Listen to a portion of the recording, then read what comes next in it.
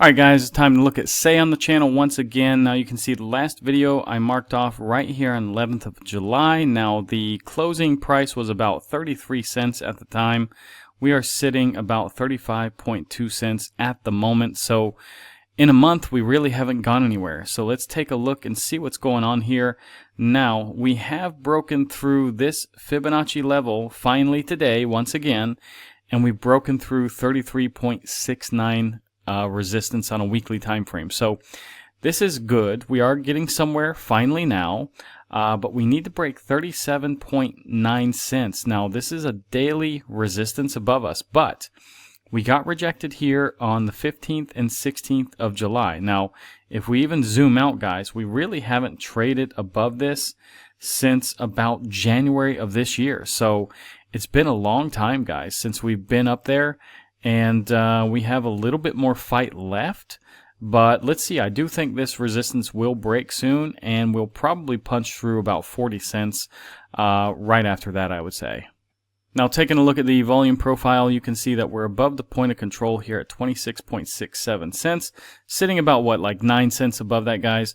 Now the volume candles to the upside, these are all lower than what we've broken through. So I do not see any resistance really as to trading volume and going up, so that's actually a good thing, guys.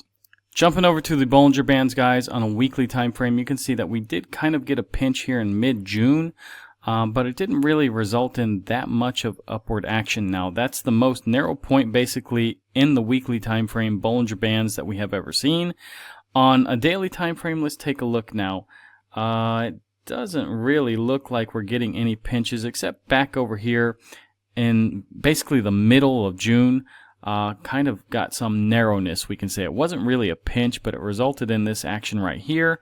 But it wasn't anything too significant, and maybe we got a pinch right here, but this resulted in some downward action, unfortunately. But yeah, I think on the daily time frame we're not seeing a pinch, but a weekly time frame we saw it already, I would say. So I don't know if this is still going to continue as a result of this pinch here in the middle of June. I don't think so, honestly. Now looking at the RSI and stochastic here, guys, the stochastic actually has dipped out of the overbought region here, and yeah, it looks like it wants to curve back to the upside. So it may make another attempt here. Now the RSI is pointed pretty heavily to the upside, so you know, technically it's okay, but it still is pointed down, and this is a weekly time frame, so it's a little bit slower than most other time frames that we look at, of course. But yeah, in my opinion, it's probably going to make a move to the upside, but it's still a little bit early to say so, you know, conclusively. Now on the daily time frame, this is actually just getting into that overbought region here on stochastic. Now the RSI again is pointed pretty heavily to the upside, so we do have a mixed signal there.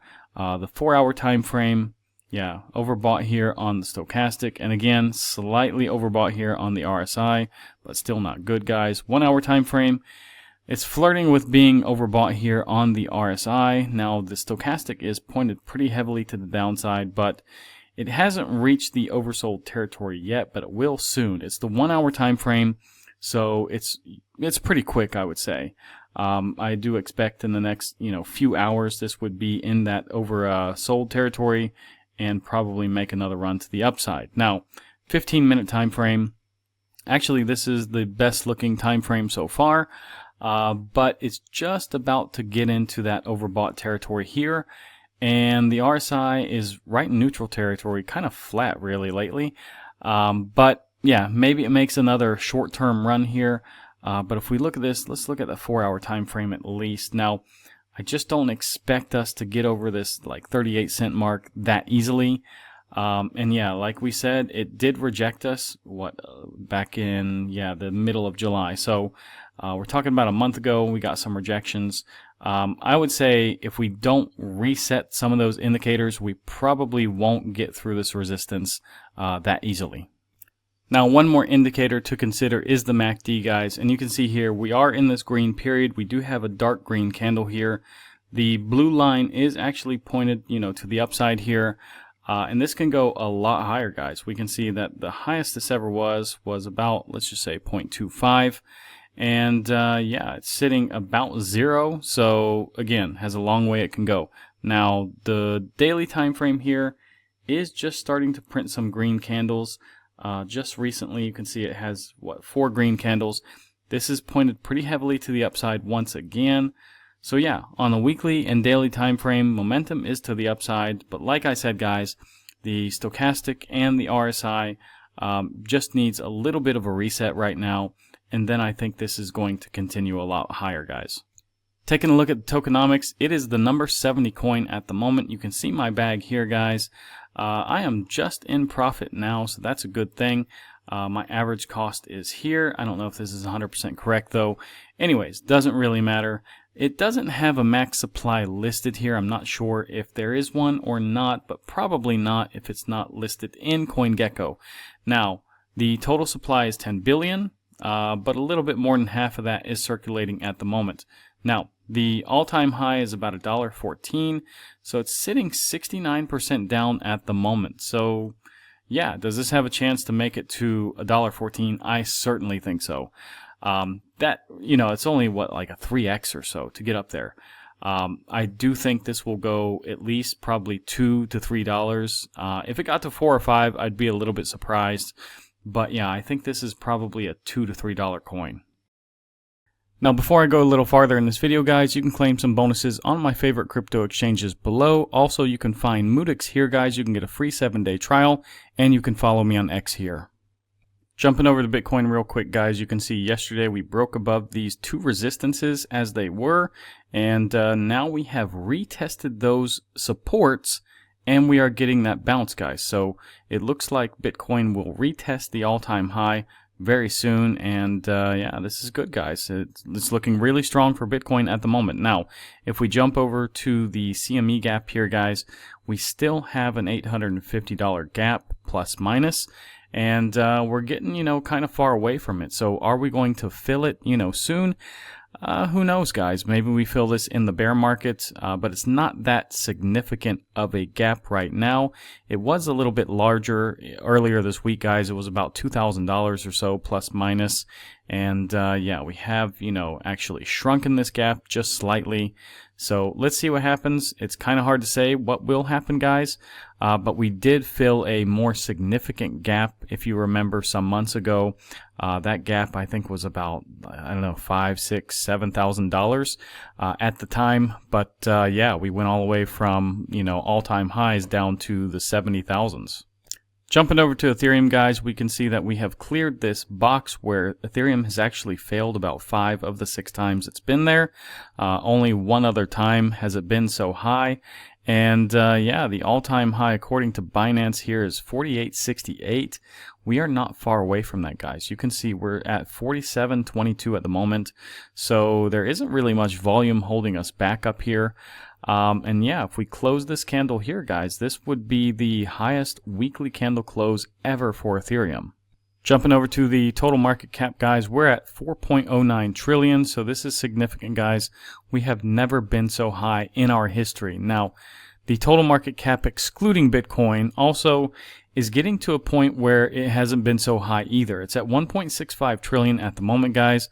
1.71 trillion is the monthly time frame resistance, and once we get by that, guys, it's pretty much all-time highs when it comes to the total market cap excluding Bitcoin.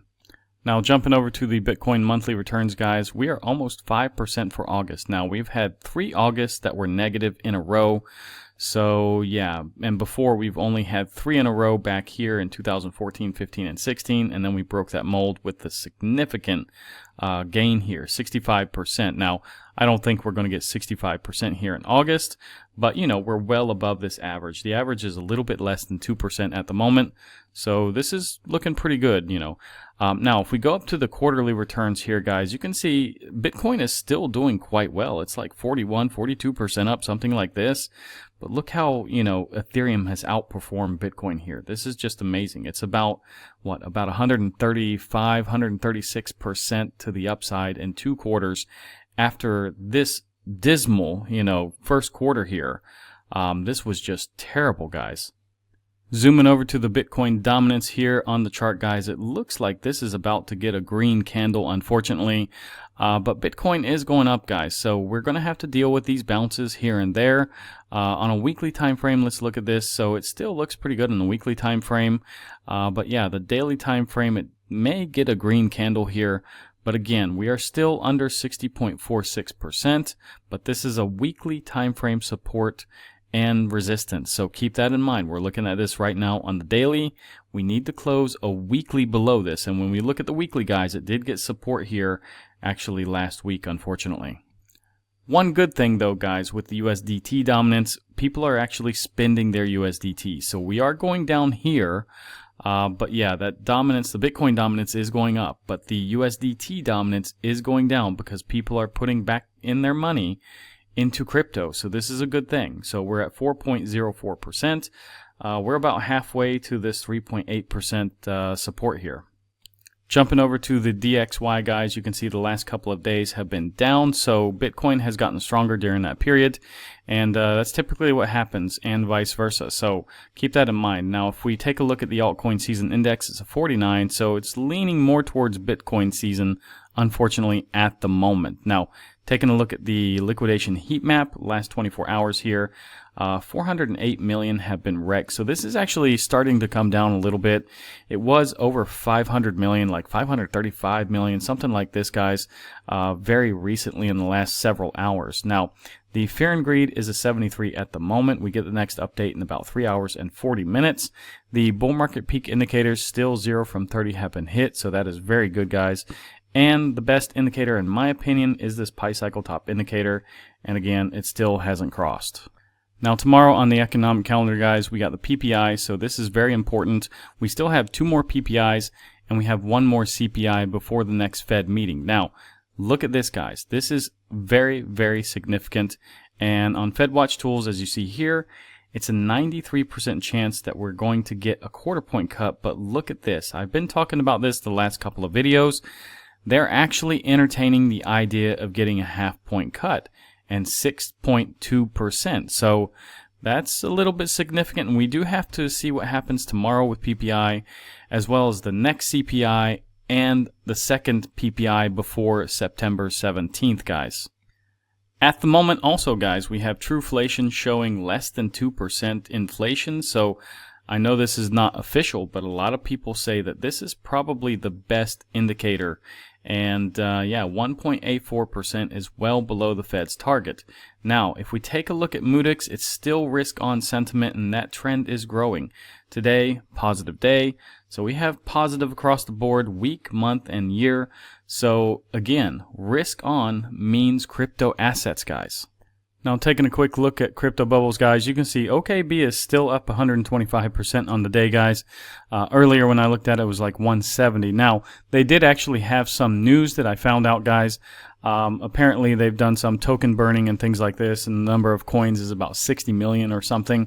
But what's crazy is that all of the exchange tokens across the board pretty much went up. So you saw things like BGB, you had GT, you had KCS, and all these just went up. So it's kind of weird that it made everything go up, especially exchange tokens.